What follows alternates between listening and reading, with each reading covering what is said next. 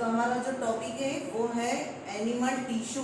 आप लोगों ने पादप ऊतक देखा था, उसके बाद में आज हम देखेंगे जंतु ऊतक, जो कि 11th क्लास में 9th क्लास में दोनों के लिए इम्पोर्टेंट है।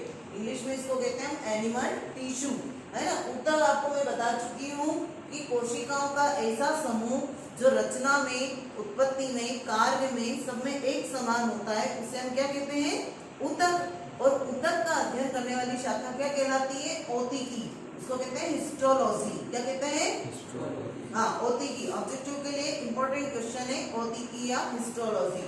फिर उसके बाद में ऊतकों के प्रकार। ऊतक के प्रकार, ऊतक क्या होते हैं? ऊतक से मिलता है अंग, अंग से मिलता है बनता है अंग तंत्र, अंग तंत्र से पूरा शरीर। हमारे ये हाथ पैर जो चल रहे हैं, हमारी इच्छा अनुसार हम ऊपर उठा रहे हैं, नीचे ला रहे हैं, है ना। हम जो आपसे बात कर रहे हैं तो ये हमारा जो मुंह जो चल रहा है, जबड़े ऊपर नीचे हो रहे हैं, है ना। उसके अलावा हम हाथ ऐसे करते हैं, मसल्स दिखाते हैं। तो हमारी बॉडी में पेशियां भी है, ऊतक भी है, हड्डियां भी है, अस्थियां, उपास्थियां, इन पूरे उससे हमारी बॉडी बनी हुई है।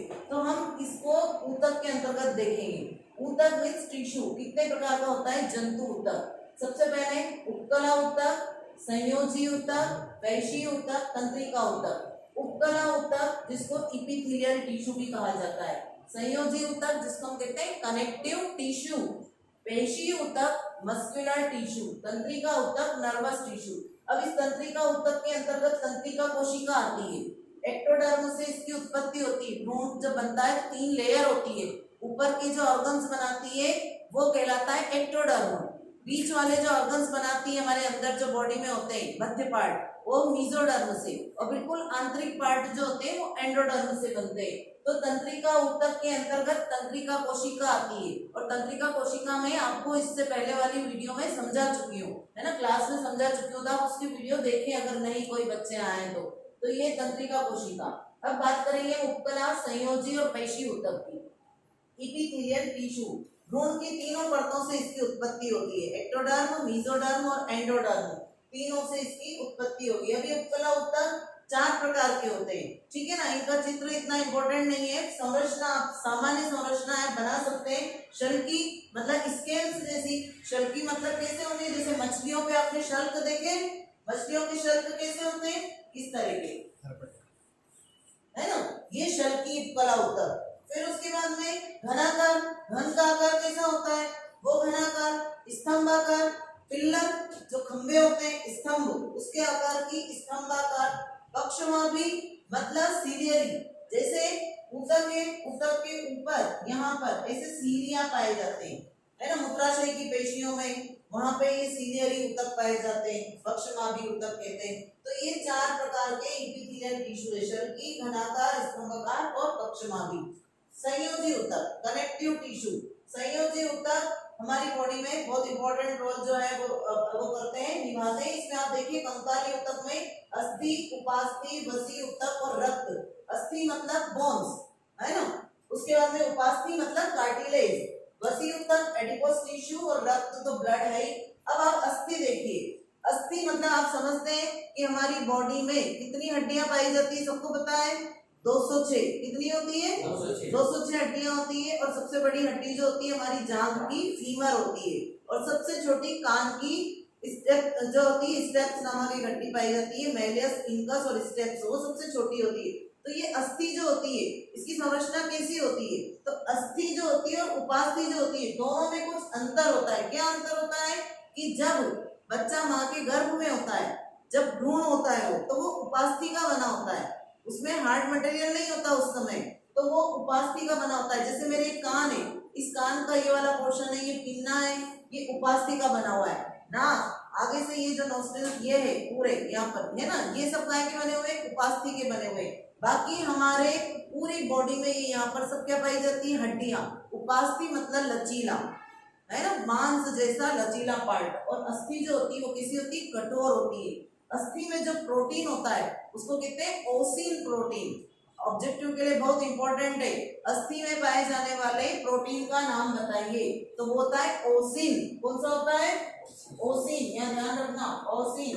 अ से ध्यान रखना, अस्थि में ओसिन, है ना। और उपास्थि में 4 अक्षर का है ना, उपास्थि, तो उपास्थि में जो प्रोटीन होता है उसको कहते हैं कॉन्ड्रिन। ये भी ऑब्जेक्टिव के लिए इंपॉर्टेंट है, कॉन्ड्रिन। और ये लचीली होती है, ये कठोर होती है। अब उसके बाद में होता है वसी ऊतक। वसी ऊतक मतलब एडिपोस टिश्यू, हमारे जैसे इसके नीचे, हथेली के नीचे है ना, यहाँ पर, या फिर आपने ऊंट के कुबड़ निकली हुई देखी होगी, हाथी का फ्लेवर होता है आगे वाला, वो सब क्या होता है, मोटा होता है। कैसा होता है, उसमें चर्बी जमा रहती है। क्या रहती है, चर्बी। तो वहां पे जो उसकी बॉडी का पार्ट बनाने वाले जो ऊतक है वो होते हैं वसी ऊतक। जहां जहां चर्बी होती है वहां वहां वसी ऊतक होता है। रक्त, रक्त आपको पता है, रक्त जो होता है वो कितने, 4 कणिकाओं से मिलकर बना होता है। 4 कणिकाएं कौन कौन सी होती है, लाल रक्त कणिकाएं, श्वेत रक्त कणिकाएं, पट्टिकाएं और एक होता है प्लाज्मा। अब ये देखिए आप, आरबीसी मतलब लाल रक्त कणिकाएं, डब्ल्यूबीसी मतलब श्वेत रक्त कणिकाएं, है ना। एक होता है यहाँ पर पट्टिकाएं जिसे हम कहते हैं प्लेटलेट्स, प्लेटलेट्स, और एक होता है इसमें प्लाज्मा। अब आपको मैं यहाँ पर समझाऊंगी। इसमें देखिए कि जैसे सपोज कीजिए कि ये एक यहाँ पे पूरा आधार द्रव्य है, मैट्रिक्स है, ये कलरलेस है, इसका कोई भी रंग नहीं होता है। क्यों, क्योंकि ये कहलाता है प्लाज्मा। और इस प्लाज्मा, इसका रक्त का, देखिए रक्त का तरल भाग कहलाता है प्लाज्मा, जो कि रंगहीन होता है। कैसा होता है, रंगहीन। जैसे एक भगोनी में पानी है, उस भगोनी के अंदर हमने कोई लाल कलर की, है ना, कोई लाल कलर का, कोई हमने हरे कलर का, कोई नीले कलर का, ऐसे अलग अलग कलर की कोई गोटियां डाल, तो जो हमने कठोर चीज डाली है तीनों, वो लाल रक्त कणिकाएं, श्वेत रक्त कणिकाएं, पट्टिकाएं, लेकिन वो जो पानी है, तरल पदार्थ, वो प्लाज्मा है और उसका कोई कलर नहीं है। तो रक्त का तरल भाग जो होता है वो कहलाता है प्लाज्मा, जो कलरलेस होता है, रंगहीन होता है, और उसका रक्त का लाल रंग जो होता है आरबीसी के कारण। ये आरबीसी, इस आरबीसी के कारण इसका जो है लाल रक्त कणिकाओं के कारण लाल रंग होता है। डब्ल्यूबीसी श्वेत रक्त कणिकाएं यहाँ पे पाई जाएगी, श्वेत रक्त कणिकाएं, और ये होती है पट्टिकाएं। पट्टिका ये होगी डब्ल्यूबीसी और ये हो गई यहाँ पे पट्टिकाएं, प्लेटलेट्स कहते हैं जिनको, प्लेटलेट्स। ये पट्टिकाएं क्या काम करती है, प्लेटलेट्स रक्त का थक्का जमाने का कार्य करती है। किसका कार्य करती है, रक्त का थक्का। तो रक्त कितनी चीजों से मिलकर बना, नंबर 1 लाल रक्त कणिकाएं, श्वेत रक्त कणिकाएं, प्लेटलेट्स और प्लाज्मा, जिसमें से प्लाज्मा तरल भाग है, रंगहीन भाग है। उसको कलर किससे मिला, लाल रंग, लाल रक्त कणिकाओं से, क्योंकि उसमें हीमोग्लोबिन नामक हीम प्रोटीन होता है, उसके कारण उसमें लाल कलर हुआ। डब्ल्यूबीसी शरीर के सूक्ष्मदर्शी सिपाही कहलाते हैं, शरीर के सूक्ष्मदर्शी सिपाही कहलाते हैं। ये जो होते हैं हमारे रोग प्रतिरोधक क्षमता को बढ़ाते हैं, डब्ल्यूबीसी काउंट। और प्लेटलेट्स पट्टिकाएं रक्त का थक्का जमाने का कार्य करती है। तो इस तरह से रक्त संवहनी ऊतक के अंतर्गत आएगा। अब ये संयोजी ऊतक हो गया। ये हमारी जो अस्थियां और उपास्थियां हैं, इससे रिलेटेड हमारे अंदर टेंडन और लिगामेंट पाए जाते हैं। टेंडन और लिगामेंट, जैसे आप देखिए ये सपोज कीजिए कि मेरी ये वाली हड्डी है और ये वाली हड्डी है, इस हड्डी को कहते हैं हम ह्यूमरस और इसको कहते हैं रेडियस अल्ना, यहाँ से यहाँ तक। तो इस ह्यूमरस और रेडियस अल्ना, इन दोनों को बीच में जॉइंट करने वाली, यहाँ पे मूवमेंट कराने के लिए इस स्थान पर होते हैं लिगामेंट। हड्डियों को हड्डियों से जोड़ने वाला, हड्डियों को हड्डियों से जोड़ने वाला जो है क्या कहलाता है, लिगामेंट। सपोज कीजिए एक हड्डी है, दूसरी हड्डी यहाँ पर है, इन हड्डियों को यहाँ पर बीच में जोड़ने वाले जो होते हैं वो होते हैं लिगामेंट। लिगामेंट लचीले होते हैं, फाइबर्स के तंतु के बने होते हैं। जैसे आप यहाँ देखिए, या इनके बीच में भी आप देखिए, ये लिगामेंट के कारण ही मूवमेंट कर रही है, इसके और इसके बीच में, है ना। ये हमारे हाथ की होती है कार्पल्स, मेटाकार्प, ये कार्पल्स होती है, मेटाकार्पल्स होती है, ये फैलेंजस होती है। तो यहाँ पे इसके बीच में और इसके बीच में, इन दोनों के बीच में ये लिगामेंट के कारण मूवमेंट कर रहा है। अगर ये लिगामेंट टूट जाते हैं तो हाथ हमारा ऐसा रह जाता है। तो ये लिगामेंट हड्डी को हड्डी से जोड़ने वाला क्या होता है, लिगामेंट। और अस्थियों को पेशियों से जोड़ने वाला, हड्डियों को पेशियों से, हमारी मसल्स होती है, ये सब मसल्स है यहाँ पे हमारी, इन मसल्स को हड्डियों से जोड़ने वाला वो कहलाता है टेंडन। क्या कहलाता है, टेंडन। तो टेंडन और लिगामेंट दोनों में अंतर पूछा जाता है, अस्थि उपास्थि में अंतर पूछा जाता है, तो ये आपको इसमें करना है। उसके बाद में पेशीय ऊतक, पेशीय ऊतक में रेखित पेशियां जिनको कंकाली पेशी भी कहते हैं, अरेखित पेशियां और हृदय पेशी। रेखित पेशी, अरेखित पेशी, हृदय पेशी। रेखित को ऐच्छिक पेशियां भी कहा जाता है, अरेखित को अनैच्छिक पेशियां। अब ऐच्छिक और अनैच्छिक में क्या अंतर है आप देखिए। ऐच्छिक मतलब ऐसी मसल्स जिनको हम हमारे इच्छा अनुसार कार्य करवा सके, जैसे मेरे हाथ में यहाँ पे पेशियां हैं, अब मेरी इच्छा हो मैं हाथ को ऊपर ले जाऊं, नीचे लाई, साइड में ले गई, है ना, तो मेरे हाथ में, पैरों में भी ऐसे ही है, पैरों को हम ऊपर ले जाएं, नीचे ले जाएं, आसपास जैसे हमको घुमाना हो, तो हमारी इच्छा अनुसार जो पेशियां कार्य करती है उन्हें कहते हैं रेखित पेशियां या ऐच्छिक पेशियां, या इनको कहते हैं कंकाली पेशियां। और जो अरेखित पेशी होती है वो होती है अनैच्छिक, या उनको चिकनी पेशी के नाम से भी जाना जाता है, इनवॉलेंटरी। इंग्लिश में इसको कहते हैं वॉलेंटरी मसल्स, इसको कहते हैं इनवॉलेंटरी मसल्स। तो जो अरेखित पेशी या अनैच्छिक पेशी होती है, जैसे हमारे श्वसन तंत्र में, हमारे हृदय में, हमारे फेफड़ों में, हमारे पलकों में, है ना, हमारी आंखों के यहाँ पर, हमारे मूत्राशय, ये सब पेशियां कौन सी है जिसपे हमारा कोई कंट्रोल नहीं है। हम हमारी इच्छा अनुसार श्वसन की दर को कम ज्यादा नहीं कर सकते। फेफड़े क्या कार्य कर रहे हैं हमारी इच्छा अनुसार कंट्रोल नहीं कर सकते। हृदय कैसे कार्य कर रहा है हमारे इच्छा अनुसार कंट्रोल नहीं कर सकते, क्योंकि वहां पे जो पेशियां हैं हमारे ऑर्गन्स में, वो कौन सी पेशियां हैं, अनैच्छिक। कौन सी है, अनैच्छिक पेशियों को अरेखित भी कहते हैं और चिकनी पेशियां भी कहते हैं। तो ये पेशियां जो होती है इन पे हमारा कोई नियंत्रण नहीं होता है, जबकि ऐच्छिक पेशियों पे हमारा नियंत्रण होता है, क्योंकि हमारा कंकाल तंत्र, ये यहाँ देखिए, आप ये बताया ना मैंने, हाथ और पैर की पेशियां सबसे अच्छा उदाहरण है याद रखने के लिए। कौन सी पेशियों का, रेखित पेशियों का, कंकाली पेशियों का, क्योंकि हम हमारी इच्छा अनुसार उसको मूवमेंट करते हैं। इंग्लिश में बताया क्या मैंने, रेखित मतलब वॉलेंटरी और अरेखित मतलब इनवॉलेंटरी। तो अब यहाँ पे देखिए अब चित्र बना हुआ है, ये इनके चित्र इंपॉर्टेंट है, इसे बता रही हूँ मैं। रेखित पेशी जो होती है इसमें यहाँ पे देखिए आप, ये सबसे बड़ी विशेषता ये है कि ये बहुकेंद्र की होती है। कैसी होती है ये, इधर ध्यान दीजिए क्योंकि अंतर आता है तीनों में। ये बहुकेंद्र की होती है, इसमें ये यहाँ पे केंद्रक दिख रहा है आपको, ये केंद्रक है ना, तो ये बहुकेंद्र की होती है, बहुत सारे केंद्रक है। जबकि अरेखित पेशी जो होती है उसमें देखिए आप, ये अरेखित पेशी में केवल एक केंद्रक दिख रहा है आपको, मतलब ये केवल एक केंद्र की होती है। ये कैसी होती है, बहुकेंद्र की है। रेखित पेशी बहुत सारे केंद्र के, इसमें केवल एक केंद्र के।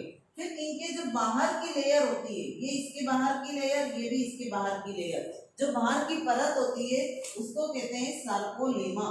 सार्कोलेमा नाम इंपॉर्टेंट है, याद करना है, सार्कोलेमा।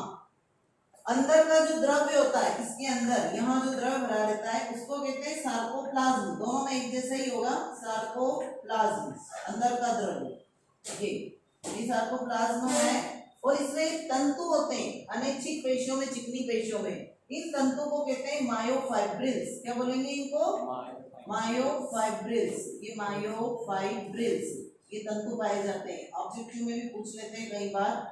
दूसरा, इसकी विशेषता ये है कि तर्कुरूपी शेप की होती है। दोनों के किनारे देखिए आप कैसे कोने निकले हुए, बिल्कुल तिकोने, है ना, तर्कुरूपी शेप इनका, ये इस तरह से इधर भी और इधर भी। तो ये बिल्कुल किनारे इनके कैसे होते हैं, तर्कुरूपी होते हैं, स्पिंडल शेप्ड होती है। और ये कैसी होती है, बेलनाकार। एग्जाम में अंतर आता है हृदय, इसमें रेखित पेशी, अरेखित पेशी और हृदय पेशी में। इस जो ये दोनों पेशियां हैं इनमें ये अंतर देख लो पहले कि ये एक केंद्र की है अरेखित पेशी, ये बहुकेंद्र की है। इसमें मायोफाइब्रिल्स के तंतु होते हैं, इसमें मायोफाइब्रिल्स के तंतु नहीं है।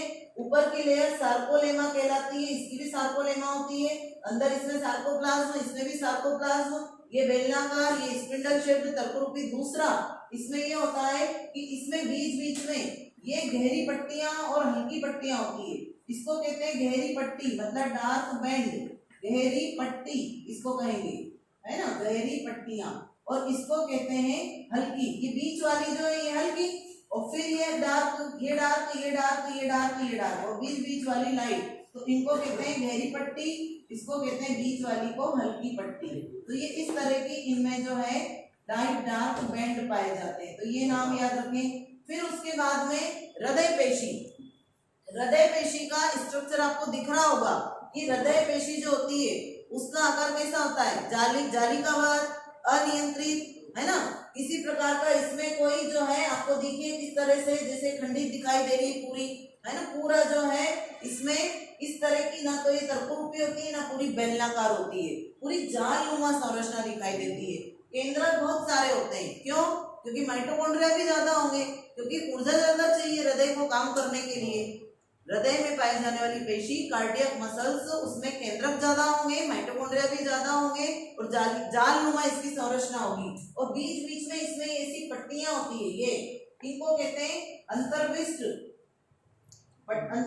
पट्टियां कहा जाता है ना। इनको जो है इंटरकैलेटेड डिस्क कहा जाता है या अंतर्विष्ट पट्टिका, इनको कहते हैं अंतर्विष्ट पट्टिका। और बाकी तो वही आपको ये केंद्रक और केंद्रक के बाद में बहुकेंद्र की ये बाहर की लेयर वही सार्कोलेमा और अंदर का द्रव्य सार्कोप्लाज्म। ये अंदर का द्रव्य जो है वो सार्कोप्लाज्म। तो ये नाम लिखकर और आपको जो है डायग्राम बनाना है, ये सार्कोप्लाज्म। अब एक बार नाम याद रखें, बार बार करने की जरूरत नहीं है। केंद्रक, फिर उसके बाद में अंदर का द्रव्य जो है वो सार्कोप्लाज्म, बाहर सार्कोलेमा, सब में यही आएगा। ये बहुकेंद्र की हो गई, ये भी बहुकेंद्र की हो गई। इसमें अंतर्विष्ट पट्टिका पाई जाती है, डिस्क पाई जाती है, बिंब पाया जाता है। और ये इसमें मायोफाइब्रिल्स है, इसमें यहाँ पर हल्की पट्टिका डार्क पट्टिका है। तो इस तरह से आपको इसका अंतर लिखना है। और ये ध्यान रखना, हृदय पेशी कहाँ पाई जाती है, तो हृदय में पाई जाती है। कहाँ पाई जाती है? हृदय में पाई जाती है। और ये यहाँ पर मैंने चित्र बनाया है उपास्थि और अस्थि का, ये अस्थि और उपास्थि है ना। अब इसमें सबसे बड़ी विशेषता ये है कि ये इसमें चित्र भले ही कम आए, लेकिन एग्जाम में इससे रिलेटेड क्वेश्चन ये आते हैं कि इन दोनों में अंतर आता है। दूसरा ये आता है कि अस्थि में पाए जाने वाले प्रोटीन का नाम बताओ, तो आपको बताना है ओसिन। अ से ध्यान रखें, ओसिन। और उपास्थि 4 अक्षर का है। उपास्थि में होता है कॉन्ड्रिन। कौन सा होता है? कॉन्ड्रिन। उपास्थि मतलब कार्टिलेज, हमारी कार्टिलेज बोन जो होती है, इसमें यहाँ पे कॉन्ड्रियोसाइट्स पाए जाते हैं। यहाँ पे कॉन्ड्रिन नामक इसका मैट्रिक्स होता है। कॉन्ड्रिन मतलब पूरा जो उसका आधार द्रव्य है उसको कहते हैं मैट्रिक्स। ये लेक्ट्यूना होते हैं यहाँ पे, ये 1 से लेकर 4 भी हो सकते हैं। ये 1 है, ऐसे यहाँ पे 2 भी हो सकते हैं, 3 4 भी हो सकते हैं। ये बीच में अस्थि में हेवर्शियन केनाल होती है, जैसे ये हड्डी है तो इस हड्डी में ऐसी खोखली नलिकाएं होती है ना, उनको कहते हैं हेवर्शियन केनाल। ऑब्जेक्टिव में आता है हेवर्शियन केनाल कहाँ पाई जाती है? स्तनधारियों की अस्थि में।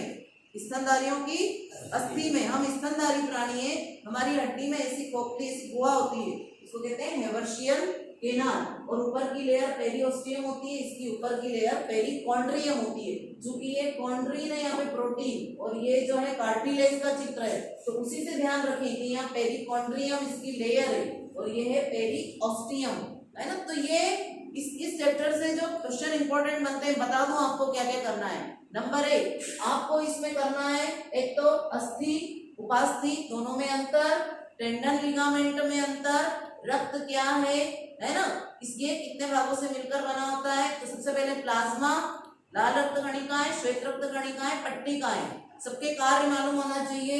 उसके बाद में रक्त और लसिका में अंतर, फिर उसके अंदर तीनों का चित्र, रेखित पेशी, अरेखित पेशी, हृदय पेशी, इनका चित्र, इन तीनों में अंतर। फिर तंत्रिका कोशिका का चित्र, जो कि मैं पहले बता चुकी हूँ आपको। तो ये पूरा जो है जंतु ऊतक के अंतर्गत आपको इतना तैयार करना है, ठीक है।